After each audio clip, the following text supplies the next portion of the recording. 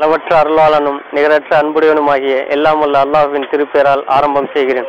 புகழ் அனைத்தும் அல்லாஹ்வுக்கே உரியது. அவன் அருளாளன், அன்புடையோன், தீர்ப்பு நாளில் அவன் நீதிபதி. இறைவா, உன்னையே நாங்கள் வணங்குகிறோம், உன்னிடமே நல் உதவியும் தேடுகிறோம். நீ எங்களுக்கு நேரான பாதையை காட்டி அருள் புரிவாயாக. இது நேர்வழி பெற்று வழி தவறியோர் வழிகளும் அல்ல. ஆமீன். எனது பெயர் ரசூல் முஹைதீன். தஞ்சை மாவட்டம் பட்டுக்கோட்டை வட்டம் மல்லிப்பட்டினத்தின் SCBயின் கிளை துணைத் தலைவராக நான் இருக்கிறேன். மல்லிப்பட்டினம்.com-இன் நிறுவனர் நிஜாமுதீன் அண்ணன் அவர்கள் ஒரு சில கேள்விகளை என்னிடம் கேட்க விரும்புகிறார்கள். அவர்களுக்கு நான் பதில் கூறுகிறேன். SDPI நமது ஊருக்கு செய்த சேவைகள் என்ன? SDPI தற்பொழுதுதான் நம்ம மல்லிப்பட்டினத்தில் கிளைகள் உருவாக்கப்பட்டுள்ளன. 2 கிளைகள் உருவாக்கப்பட்டுள்ளன. மேலும் பல கிளைகள் உருவாக்க முயற்சிகள் செய்து கொண்டிருக்கிறோம். மேலும் இந்த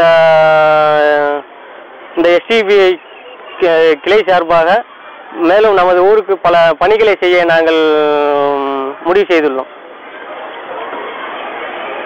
SDPI நமது ஊரில் அதிக உறுப்பினர்களை கொண்டிருக்கிறதா?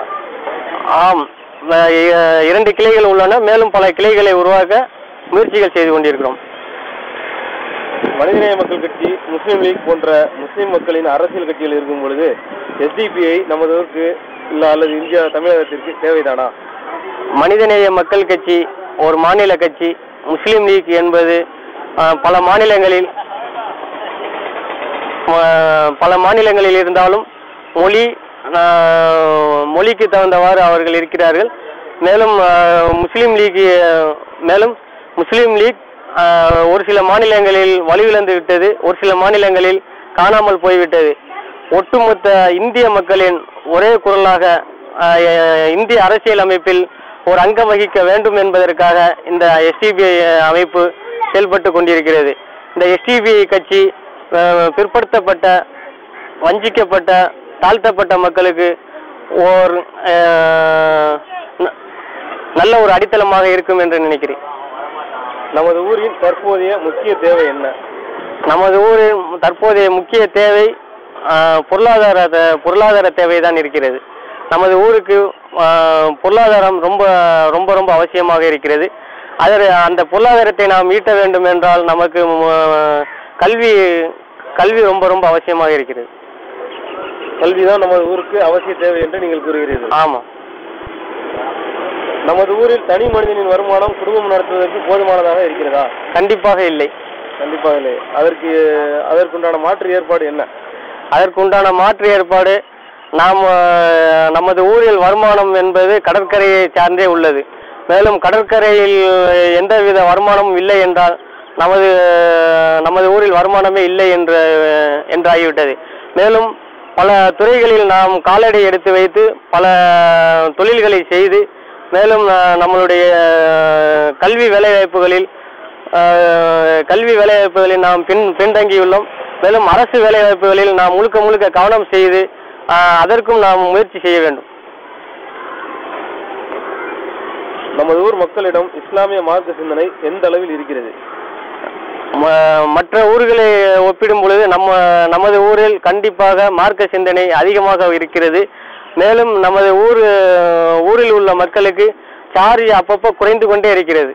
மேலும் நாம் அந்த சார்ஜை ஏற்ற வேண்டும் என்றால் ஒரு இஸ்லாமிய தாவா சென்டர் ஆரம்பித்து இஸ்லாமிய மக்களுக்கு தாவா செய்தால் கண்டிப்பாக மற்ற ஊர்களை ஒப்பிடும் பொழுது நமது ஊரில் உள்ள மக்கள் இஸ்லாமிய சிந்தனையுடன் இருப்பார்கள். அந்த இஸ்லாமிய சென்டர் அமைப்பதற்கு போதுமான நிதி ஆதாரங்கள் நம்மிடம் இருக்கிறதா? கண்டிப்பாக இல்லை. அதற்கு யாரை அணுகுவீர்கள்? யாரை அணுகி பொருளாதாரம் திரட்டுவீர்கள்? அதற்கு நமது ஊரை சார்ந்த வளைகுடா மக்களிடம்தான் நாம் கேட்க வேண்டும்.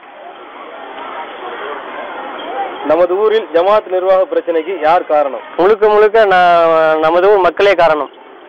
மக்கள் மேல் பழியை போட்டு விட்டு இஸ்லாமிய அமைப்புகள் தப்பித்துக் கொள்ளலாம் என்று நினைக்கின்றவா? அப்படியெல்லாம் இல்லை. அப்படியெல்லாம் ஒன்றும் இல்லை. அதாவது ஒரு சில ஊர்களிலே நாம் பார்க்கிறோம், பள்ளிவாசல் போர்டிலே உறுப்பினர்கள் பெயர்களை போட்டுவிட்டு 3 வருடத்திற்கு இவர்கள் ஜமாத்தினர்களாக இருப்பார்கள் என்று போட்டிருக்கும். அப்போ அவர்களுடைய பணி நல்ல விதமாக இருக்கும் பொழுது மேலும் 2 மாதத்திற்கோ 6 மாதத்திற்கோ 1 வருடத்திற்கோ அவர்கள் ஜமாத்திலே நீடிப்பார்கள் என்று போட்டிருக்கும். ஆனால் நமது ஊரிலே 3 வருடம் கழித்தும் 6 வருடம் கழித்தும் ஏன் 8 வருடம் கழித்தும் இதுவரையிலும் நாம் முழு முயற்சி செய்ததாக இல்லை. ஆகவே